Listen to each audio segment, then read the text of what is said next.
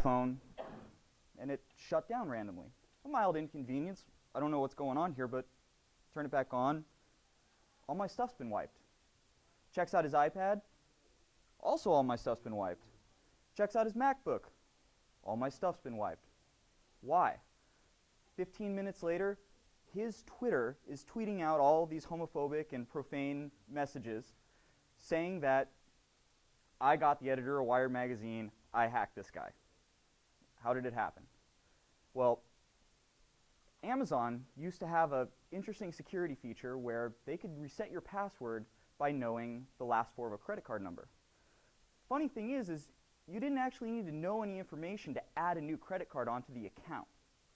So add your own credit card onto the account, all of a sudden you know the last four digits of the credit card number, and you can reset the password. Well, if you reset the password to your Amazon account, funny thing is you're able to access a lot of other information that can maybe get access to your Apple account. If you get access to your Apple account, you can lead to your Gmail account, you can lead to your Twitter account, and this concept is called own one, own all. Now, we find that companies maybe learn a little bit from the security practices of other companies, but 2 months ago, the owner of the very famous @n Twitter username, which was marketed to be worth over $50,000, had the exact same thing happen to him when a hacker hacked GoDaddy in the exact same method. Adding a credit card on, knowing the last four digits, gained access to one account that led to access to every other account. Now, come on, notes. Now, we're all gathered here today to learn and grow as a community, gathered around the significant and robust software that is WordPress. WordPress has grown from a small blogging tool to the biggest open sourced platform on the entire internet and powers as of last year, powers almost 20% of the World Wide Web. In the past 10 years, WordPress has grown to attract users that range from personal bloggers all the way to Fortune 500 companies. Unfortunately, it's also gathered the fan base of the nefarious beings known as black hat hackers. What we're going to talk about today is how we can take some basic steps to keep them out of our websites and from hurting our businesses, and some rules we can follow at the basic and the fundamental level that's going to protect us in the long run. Oh, come on. So, been hacked. Yeah, the important part, the one that actually that connects it. There we go. My name is Joseph Herbrandson, and I built my first website when I was 13 years old. And I continued to build and play online throughout high school and college until I got laid off at my first job and decided to go into business for myself, freelancing, making my own websites for clients. My first customer happened to be coming to me with this torn apart, destroyed, hacked website. Now, the original request was to take the mess and clean it up and then make a brand new type of a mess from the old mess. And I decided that probably wasn't the best way to go, so I said, you know what, we're going to go with WordPress. I've been using it in my own projects. I knew that it worked really well. It was a streamlined, easy-to-use product. I didn't really know too much about security at the time, but we went for it. Now, what we had found is that you're not really going to stop people that easily by switching a platform. But what was nice is because of the way that WordPress is built, we were able to identify the problem right away, clean it up, and revert back to normal really easily. A month later, they were back at it again and putting up their HTML posters of scary images, preaching anarchy and mayhem, and I hacked your website. But like I said, we could spot it, we could remove it right away. But we were playing whack-a-mole. The hacker would come in through the front door, and we'd close it, and they'd come in through the back door. They'd come in through the back door, and we'd close it, and all of a sudden they'd be in through the windows in the chimney. Any route that we closed, they were coming in through something else.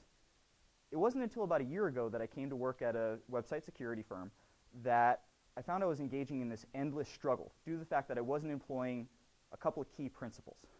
The InfoSec company I work with is Security. I'm a security analyst for them. I monitor and clean hacked websites of all platforms. Our company as a whole works to clean and remediate over 1,000 websites a week, and I myself deal with dozens of WordPress sites in that amount of time. We try to get everything back to their normal unhacked states, the way it was before there was any kind of a problem, and then we try to educate customers on what they can do to prevent it from happening to them in the future. You can find out more about Security at security.net. Not only do we do monitoring and cleanup for websites, we provide web application firewalls that keep you from getting hacked in the first place, and we also do automated backups in case of emergency. That's it for the infomercial. So let's get to some security topics. First of all, we need to talk about the no 0% threat rule. This rule states that no matter how secure you are, no matter how many steps you take to fix your security, no matter how bulletproof everything is, there's no way that you're going to possibly cover every vector that an attacker can take to affect your property. The truth is that if somebody really wants to get in, they're going to find a way. Now, it doesn't mean that you can't mitigate 99% of what's out there. You can take some simple steps and ingrain some habits in how you deal with your websites that you can prevent all but the most elaborate hacks, or what we call zero-day attacks. Now, a zero-day attack is when the day it's used is day 1 or day 0 of its existence. So for example, with WordPress, let's say a new version came out and it showcased this really cool feature. Doesn't matter what it is, but a hacker decided to analyze this feature and found an interesting vulnerability. And before anybody else found it, he used that vulnerability to hack thousands of websites. That's a zero-day attack. Nobody can actually plan for this possibility because you're at your most secure level when you update to the newest version.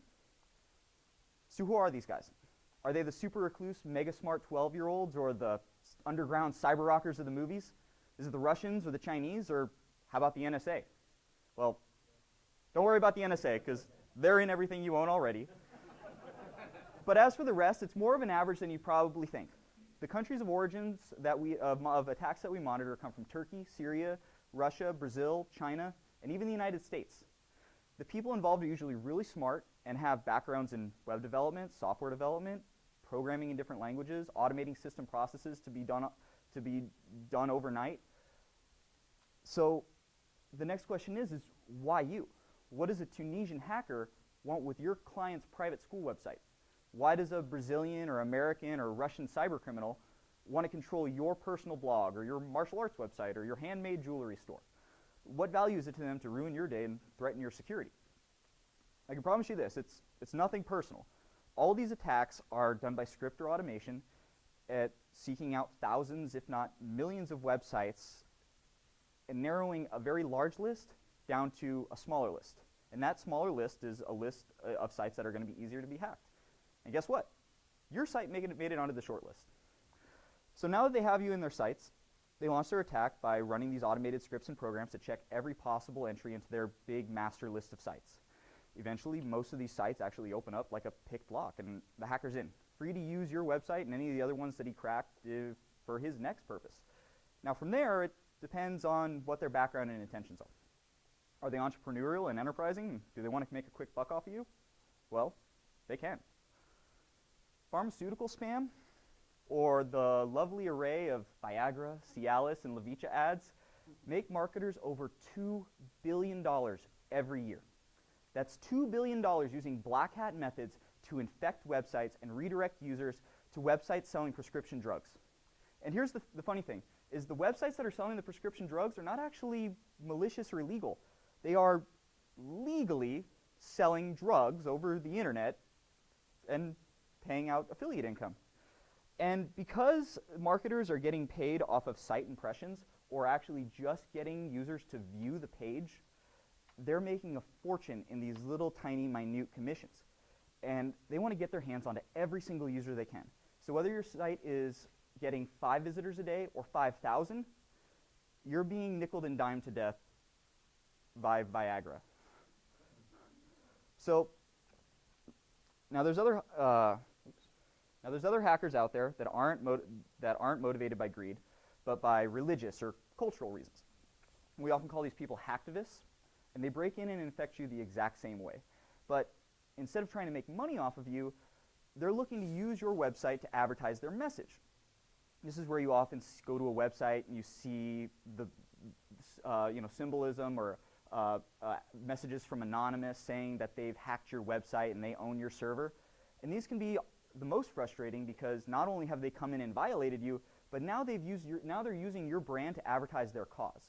So this can mean peril for our business situations and our reputation, because imagine a brand new visitor is coming to your website about cupcakes and you are advertising generic brand Viagra.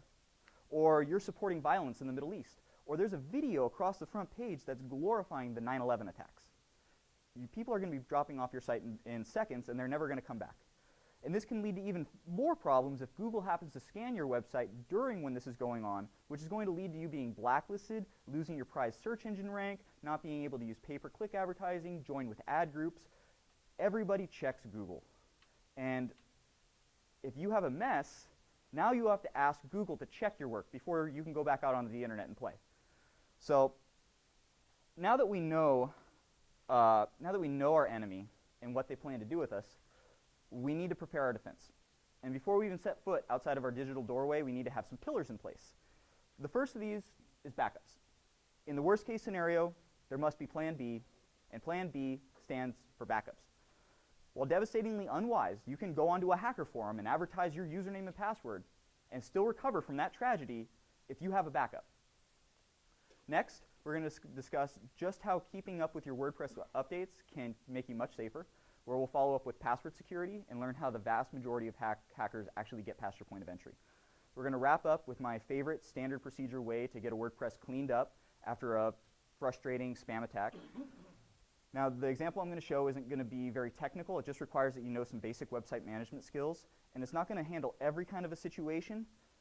It's not going to fix every hack and every infection, but it'll give you an idea of how malware works, and it might give you a tactic that can save you in case you actually open up your website and see all sorts of hacker junk all over your website. Now, if there's ever a question that I just absolutely can't stand or hate to ask a customer, that I get all tense and almost start to cry before I ask, it's, do you have a backup?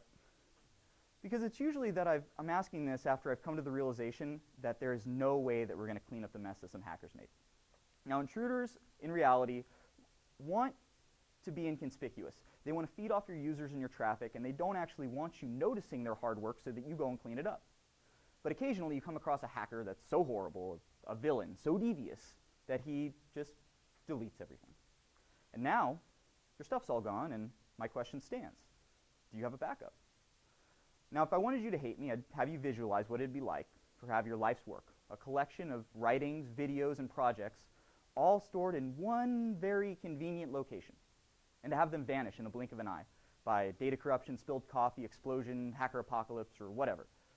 But I don't want you to hate me, so I'll have you imagine that you had a plan where you automatically backed up everything that you had in multiple locations, just in case. And these backups were on a schedule, either monthly, weekly, or daily. Everything that you had was updated to make sure that your latest documents were safe. So the day came that when the day comes that the terrible catastrophe claims your digital history, you're fine, because you got a backup. And in case of that explosion, hopefully some good insurance. So now the best way to implement the backup plan that you're developing is automatically. You should be able to forget about it. Confident rely on a system that's going to continuously update any kind of new changes that you make so that you're never far away from your restore point when you log on and find that everything's been destroyed. So if you have a store that's selling items that only changes once a month, you really only need to be backing up that often. If you're making changes several times a month, then it's important that you're backing up weekly. And if you're actually making enough content that you're developing content and putting out content every day, it's that much more important that you have a daily backup to make sure that your world doesn't come crumbling down a couple days later when you open up and you find that everything has been wiped from existence. Backup solutions, it's a lot to handle when you're just trying to learn about security and you already have the task of backing up everything that you own on a daily basis, everything that you've ever had created online, and now you have to have it in multiple spots and all over the place. But you think that it's not that important right now because you have everything. Everything is there right now. So let me kind of put you at ease and let you know that you don't have to worry and that there's some great options where you can actually have this taken care of for you. The first place I want you to check out is where your website lives, your hosting company. Many of your web hosts already have backup features. They have options for your websites, and before you sign up for any services, go ahead and make a call to them. They might actually already be backing up your stuff and provide a subscription for you to get that from them automatically. Just beware, there are situations where if you go to your host and you don't have a backup and there's been a big problem, they feel pretty comfortable about exploiting this from you, and you're going to see a big price tag to get all your stuff back. So be prepared. Now, as far as premium services go, there's a lot out there. One of my favorites is WordPress. I hear from WordPress users all the time that they provide great service at a great price. We also have an automated backup service at Security, equally amazing and cheap. iThemes is here. Backup Buddy is a great option, so check out Backup Buddy. Now, after you've backed everything up, we deal with the actual software that you're running. Now, have you ever gone to a website and you started to enjoy the content, you started to get blind spots, you just wanted to go straight to the articles that you wanted to read, you forgot about the ads, you forgot about the other sections of the site, and you just had a nice little blind spot? Or on your PC, you keep getting this pop-up that says, do you want to do this, yes or no, or cancel, and it doesn't really apply to you, so cancel, no, not at all, please leave me alone. I've kind of noticed that this same phenomenon applies to the WordPress update notification. Now, WordPress 3.8.1 is here now, and everybody should be running it. And if not, I highly recommend that as soon as you can, go and update. Now, you might be concerned that updating might cause some problems. It's, broken something of yours in the past, or you've had this bad experience where updating has left you with a mess that you had to clean up yourself. So you have this mentality, maybe, if it's not broke, don't fix it. Well, it might actually be broke. Your version number is essentially your security rating for your website. If your installation is a lower number than what's out, it means that there's some minor bugs or glitches that might be embedded in your core functionality. And the secret to hacking and breaking into these websites is to use these exploits or these bugs in creative ways to get past your defenses. This is called exploiting, and it's why many users of many different platforms get hacked every day. Because once the bug is found, it becomes common knowledge as developers work to fix it, and they launch a new version. They explain what the problem was and how they fixed it, and then update the version number. So now if you're using an old version number, not only are you not using the most secure version, but your insecurity has been published on the internet for the world to see. So anybody that might be in your neck of the woods and have the knowledge of that has direct access into your site. So there's two different types of version releases that you can do. You have your major version releases, which are your 3.6, your 3.7, your 3.8, and these give you new cool interface changes. Everything's going to look a little bit different in your back end. You might have some new cool features that you might be able to use to make your life a little bit easier. Now these are the ones that scare people a little bit, that things are different. People don't really like change, but they're still important to do because these are actually going to have a couple of minor security bug issues and things that have been fixed. But the minor releases are the ones that are really important. These are the ones that are done quickly. We need to get this vulnerability patch. We need to fix this bug. So there's no reason not to update to these. If you're on 3.7, you need to go to 3.71 right away. If you're on 3.8, you need to go to 3.81 right away. But what a great feature that was actually built into 3.7 is WordPress automatic background updating. So from this point forward, you're actually not going to have to worry about going to 3.7.1, 3.8.1, 3.9.1, and so on and so forth. WordPress is going to take care of that for you. Now for the rest of you, and I know there's a lot of you out there, because this chart here tells me that 75% of users are running 3.6 or below. Only 17% of people that have actually updated to the newest version of WordPress. And between WordPress 3.5 and 3.0, over half of users are running those insecure versions. It suffices to say that business is booming in the malware cleanup world. When was that chart created? That was on WordPress.org last week. So what happens if everything breaks? Everything's fine. You can downgrade back to your old version in 5 minutes if there's actually any problems that you need to go back and fix a bug issue. And I'm going to go through that same exact process when we talk about WordPress cleanup. Just so you know, I have listed a really easy tutorial. etuts.org/manually-downgrade-WordPress is, and you can check online later for that specific link. This would be a really quick walkthrough to get your WordPress site downgraded to whatever version you need to within a couple of minutes. Now, an advanced tip, be a WordPress updater. Update as fast as you can, but use a development site. Many hosting companies are going to let you make a free subdomain, test.yoursite.com, dev.yoursite.com. Make an exact copy and update it. Feel free to make all of your experimental changes there, see what happens, and have a WordPress update strategy so that then you can implement that into your real site and feel confident that the next time you make a major version change, everything's going to be fine. Passwords and access control. Now, do you remember the last time that you changed your password, or do you remember your password? And do you remember it because you use it every day on a whole bunch of different services and platforms? And is it easy to remember because it's simple for you, because I don't know, it correlates to a particular event or a person in your life? What was that? Or yeah, or you're old. Well,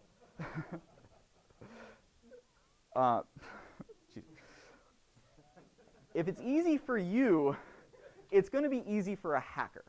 So this is what you want to remember.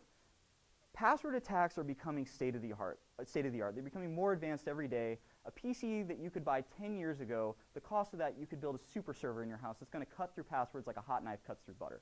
Now, you might be smart and sophisticated, and you've learned that capitalizing the first letter and adding an exclamation mark at the end is going to save you, right? You're now impervious to password attacks. Well, here's some info to back that up. It would take 10 days, 10 full 24 hours for a bargain basement PC to go through and iterate and check every single password and crack a 10-character password that has just numbers and just letters. And a supercomputer would probably cut that time in half. Now, if you actually were to add a special character, add a capital, you're going to actually expand that time frame to 58 years. So why should we be worried? If a supercomputer can't hack you in a particular amount of time, why should you worry? Nobody's going to be spending those resources attacking just you. Well, hackers have been collaborating and coming together with massive dictionary and really advanced attacks that are going through and putting our brains on trial. Because guess what? These people are hacking LinkedIn, they're hacking Facebook, they're hacking all of these large-scale databases, and they're pulling all these passwords, and they're going through and they're learning from this information. They're putting our brains on trial. All of our passwords might be different. You might be using your mom's maiden name. Obviously, this can be different from somebody else's. But they follow a really recognizable pattern. So that dumb password guessing program, it's going through and it's taking years and years to guess all these passwords. Well, the sophisticated dictionary attack is actually trying a combo of every single word in every single language and every single man, woman, and child's name and every single hobby and every slang term that's ever been used in a password that they've been stolen, and they're cross-checking that in multiple ways against all of your passwords. But you've included an extra 4 numbers at the end of yours, right? So this is going to throw that for a loop. Nobody's going to guess your number, and your number can be different from anybody else. Well, in almost every situation that a number is in a password, it's a 2 or a 4-digit version of a year. And that takes that really large infinite number of numbers that you can put in your password and narrows it down to this little tiny group of numbers that can be checked in your password. So please, stop using your birth date, stop using your anniversary date, stop using any number that starts with 19 or 20 in your password, because they're on to you. Now, some of you might be using some common sense tactics when you're making your password, and you might not be involved in the silly password making problem that we get into, but Splash Data, a security firm, released some numbers a couple months ago that found that these were the most common passwords of 2013. And we see that password, the reigning champ of 2 years, got knocked off its pedestal by new title holder 123456. Now, what we can see from this data and looking at it from several years back is that people are not changing their habits. They're going from bad tactics to worse tactics right back to bad ones again. So what are you going to do now? We need to implement some tools or some strategy in order to take care of this. And my recommendation is to use a password manager.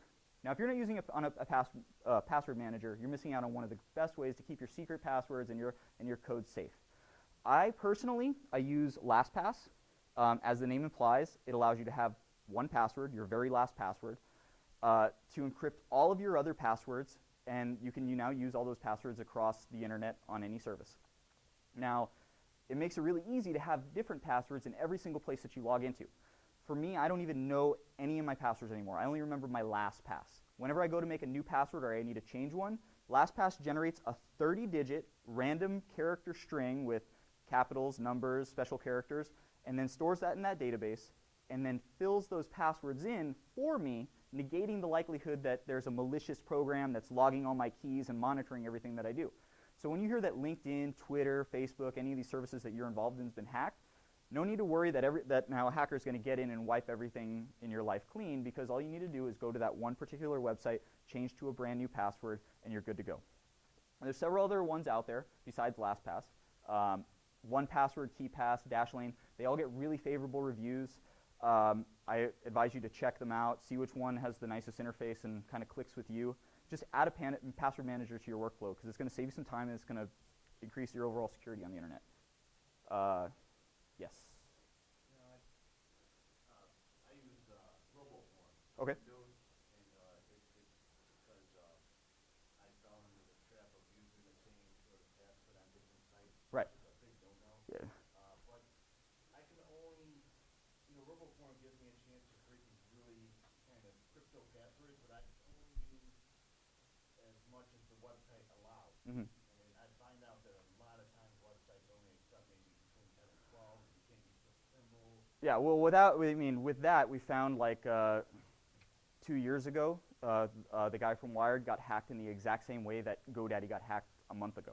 So companies are not really learning from their mistakes. They're not hashing their passwords in the background so somebody can attack a database, and all the passwords are kept in clear text. So that's a great point. We are relying on the company's security that we're using their services for, but on our end, we just need to be taking the best. We need to be making the best possible password. So if you get go to a site that says you can only use a 15-digit password, and what the heck is that pound symbol that you put in that password? We don't want that. Then you just need to abide by whatever their rules are, capital letters, numbers, and move on from there. I mean, you need to customize your security. Yes. My husband uses LastPass. What's the key LastPass today? Well, the way that LastPass uses public key cryptography and asymmetrical encryption, which is a fancy way of saying that on their end, when you go to LastPass and you hack their database, if they actually get into LastPass, they're going to see this gigantic blob of junk data. There's no way that they're going to actually break into that unless they have your LastPass. So all your security policies that you're implementing across all of these different platforms, you need to just take that and focus just on your LastPass. So yes, it kind of bottlenecks you, and you get one point of entry, but if you're using your same password across all these other systems, you're still at this point where it's own one, own all. So the same concept applies here. If they get into your LastPass, you're going to be in trouble, but now you only have one password to worry about. LastPass is not going to actually be able to be hacked. Like, nobody's going to download the database from LastPass and break that. The only way that somebody's actually going to get through a defense layer like this is if they actually hack you specifically and get you to give up your password to get into LastPass. Yes? Is the LastPass stored locally in your laptop? Yes. Or is it from website? Well, LastPass is stored in a very secure public key encryption database that is not, like I said, like you can download that database, but without your password, you're not going to be able to access that. So LastPass downloads that entire encrypted database to your computer where it's unlocked on your local system, which is kind of a big key about it being really secure. And all of these systems use a very similar method. So very secure methods here, great reviews, and they're touted by a lot of big-time security companies as being the best way to keep track of your passwords. It seems like some of these have like freemium model, and you found that getting it for free is enough, or do you Yes, recommend upgrading to? I've seen a couple of them. Usually they have extra features that like let you have a really special, cool interface on your iPad or your iPhone. That's kind of why I tell people to go with LastPass, totally free. You're not going to have to deal with upgrades or anything like that. These other ones, like I said, great reviews, but not really for me to totally recommend. Yeah. So now you become aware of the threat, and you've taken some action. You've backed up your files, you've updated your WordPress, and now you're keeping all your passwords really secure. But one day, you wake up and you go to your computer and you open up your website and you see this. A big, nasty warning from Google telling everybody on the internet that it'd probably be a better idea for them to light their house on fire than to go one click further onto your website. Shoot. So don't panic. You know, even if you don't have a backup, there's a good chance that you're going to get through this minimally scathed. Now, in telling you this, I'm making a basic assumption that you can work with your files over an FTP manager, or you know how to log into your hosting account and see your file manager to see all of your WordPress files as they exist, not actually logging into WordPress. The first thing that you're going to need is you're going to need a backup of your WordPress version, which you can find at wordpress.org, at codex.wordpress.org/WordPress versions. If you just Google WordPress versions, you'll come across this exact site. The other thing you're going to want is a theme backup. Even if you're not making backups, it should be really easy for you to go and grab your theme from either your premium provider, the WordPress repository, or wherever that you happen to have your theme from. Sometimes people have custom themes, so make sure that if you do this and you have done some custom edits to your theme, that before you actually do any of these steps, that you've taken a backup of what actually is on there. So the hack that we're going to work with is a hack that I cleaned up a couple weeks ago. This customer came to us and said, I've been blacklisted by Google. I have no idea why. My website looks totally fine. Their website was supposed to look like whatever besides this. And Google was showing this, all of this Cialis and Viagra garbage that was spread across all the headers on all their pages. And they're, well, I don't see that. Where is that? The first thing you do is you check your site by disabling JavaScript on your browser. Going File, Edit, Preferences, whatever your browser happens to be, go into your whatever your settings or your advanced settings are, and look for a checkbox next to JavaScript.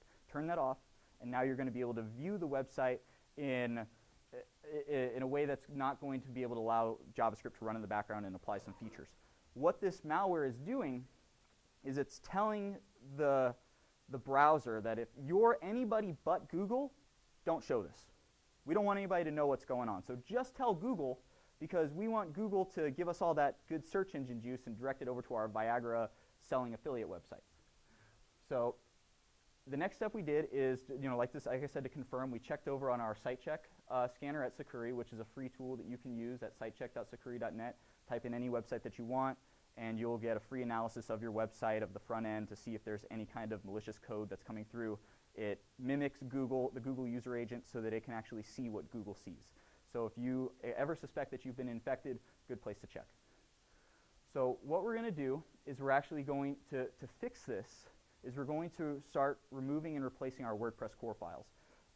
WordPress core files are easily replaceable. WP admin and WP includes, as well as any of your loose root core files, are totally replaceable except for the WP config file. Don't ever touch that. That's what makes your website look the way it does. It gets you into your database, so there's no reason to mess with that. But you can go to the WordPress version repository, download the version of your website, and completely replace your WP admin and your WP includes directories. Just go ahead and delete them and upload the brand new ones, and all the rest of the core files you can go ahead and upload, and those will automatically replace. If you're using FTP, you would just delete and re-upload these. If you're using a file manager on your web host like GoDaddy or Bluehost or any of those, they have a file manager that you can log into and give you an interface where you can go ahead and delete these directories and re-upload the ones that you need to. And like I said, don't delete the WP config file or your WP content folder. This is where a lot of your custom configurations and a lot of your content is stored. So the next step is, after you've replaced those core files, is we're going to want to replace our theme. Themes are the most commonly attacked and hacked places. This particular person was using the GrayZ theme, so we went ahead and asked them to give us a copy of their theme. I said, "Can you please go ahead and get us your theme?" They gave us a clean copy of their theme, and we deleted this one and then replaced it with the new one, and good as new. So we checked the site with JavaScript turned off. Everything was gone. We ran it through site check. Everything was cleaned up. Mission accomplished. Spam free. So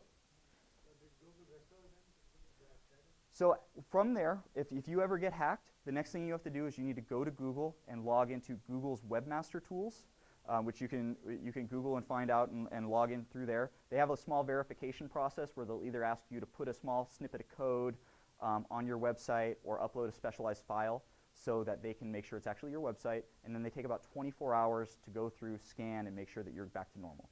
And as long as you do this really quickly, you're not going to lose any of your search engine rank. You'll bounce back within a couple of days. Any questions, please? You say good luck at the, I mean, what, you know,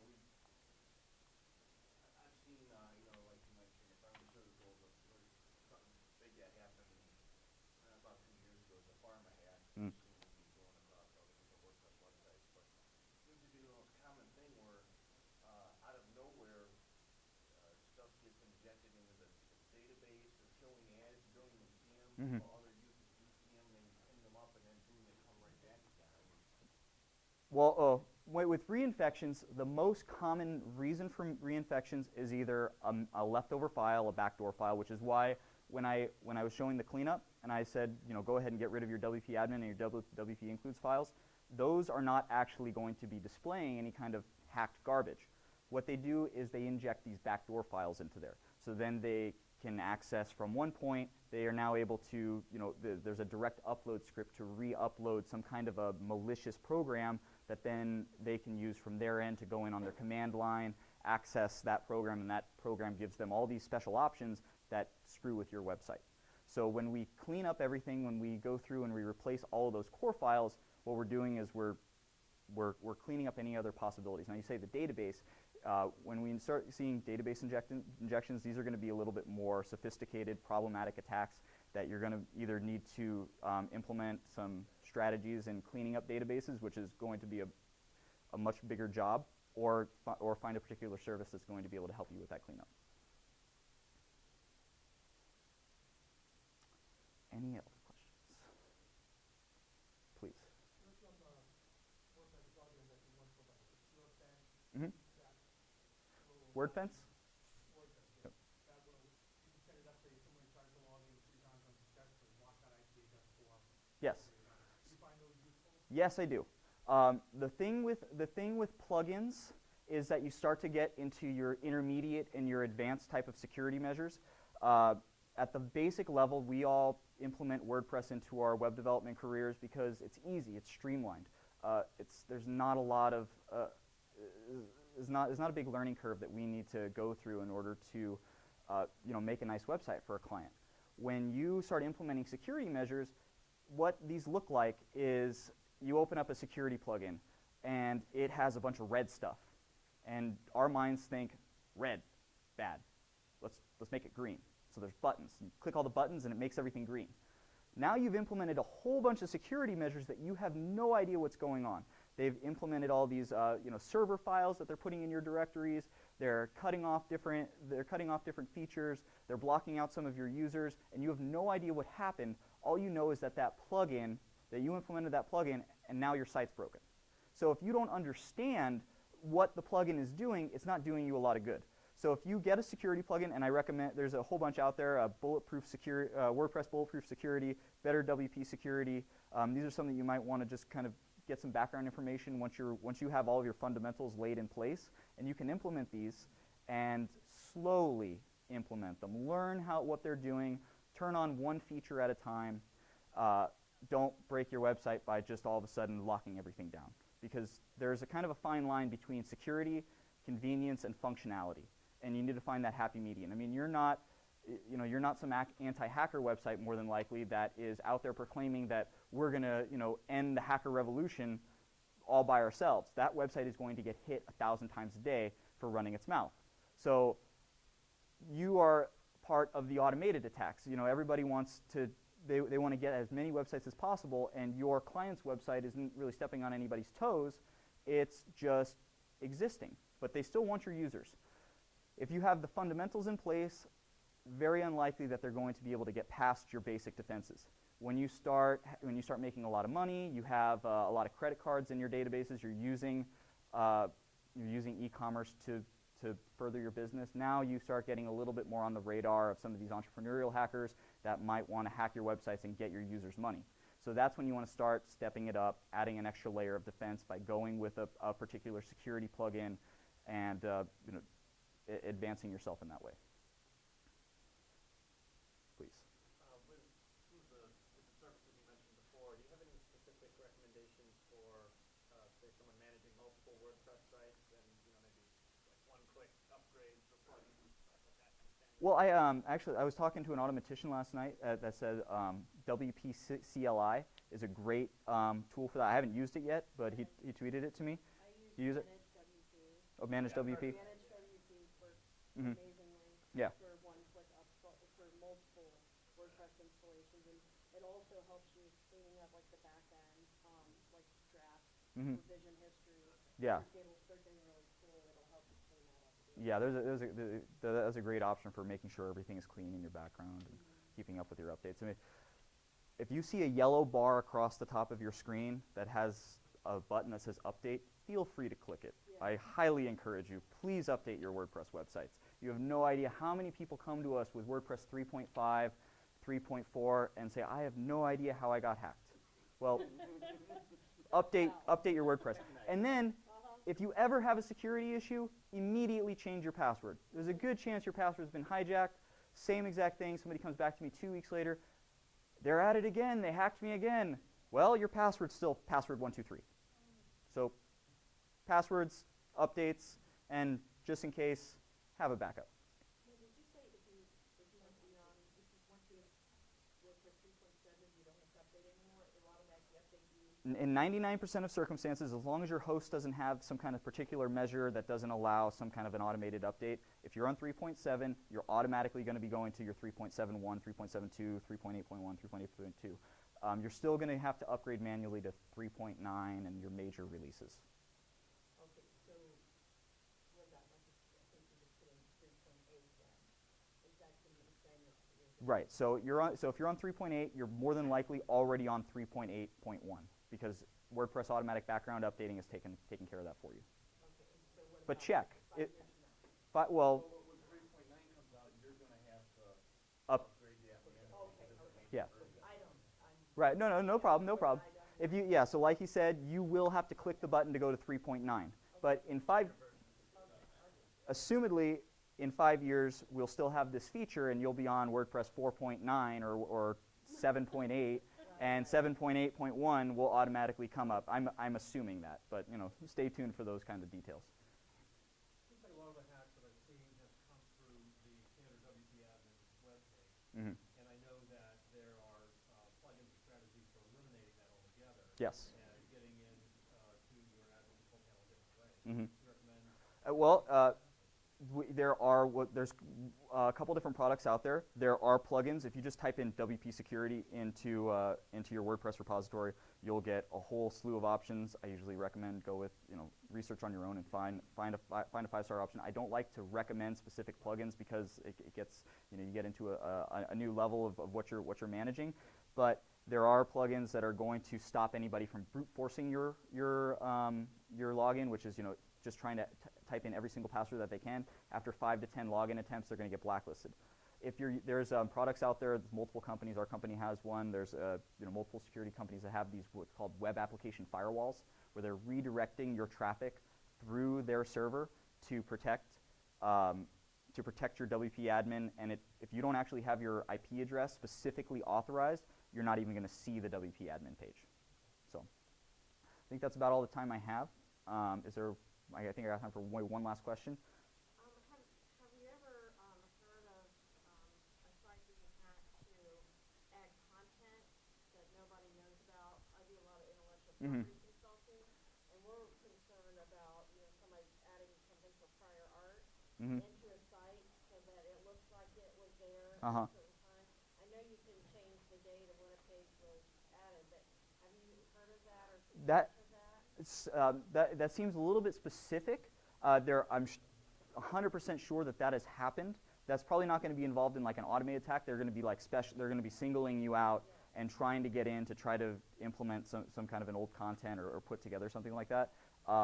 definitely possible, and keeping up with your fundamental security issues is going to deter them from getting in. If they can't guess your password in the first 5-10 times, if they get blocked out after they're trying a couple of times, if you are updated to your latest version of WordPress and no vulnerabilities exist that are known out there, it's going to be really hard for that to happen. So yes, Well, it is. clients who probably may not have security, and we're trying to figure out if it was done to their site without them knowing. Without them, I mean, you kind of have to have some kind of monitoring or something to check in place. We're starting to. I don't want to let everybody go, but I'll talk to you, and I can go through that with you. No problem. All right. Thank you guys very much. Where am I located? Are you local? No, I'm Southern California, but please, I'll give you my card. You can go ahead and.